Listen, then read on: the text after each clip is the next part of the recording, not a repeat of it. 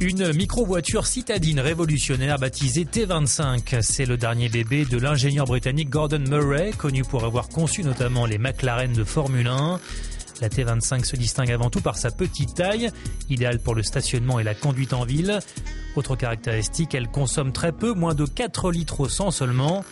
Particulièrement légère, elle se veut aussi écologique. La T25 émet de faibles émissions de CO2 et est construite essentiellement à partir de matériaux recyclés.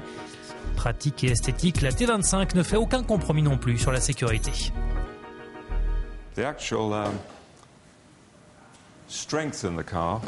La force de la voiture est dans cette partie. Vous êtes assis dans une monocoque. Résultat, le véhicule résiste très bien au choc. La disposition des sièges est l'autre particularité de cette T25. Le conducteur est assis au milieu du véhicule et peut accueillir à ses côtés 2 passagers. Originale également la porte, constituée d'un seul morceau qui s'ouvre vers l'avant. La T25 sera mise en vente dans 2 ans sur le continent européen.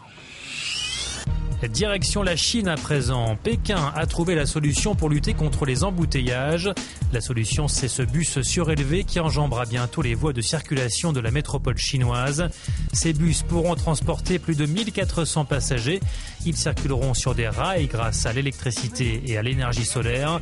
Les premiers bus aériens pourraient être mis en service dans la partie ouest de Pékin à partir du second semestre de l'année prochaine.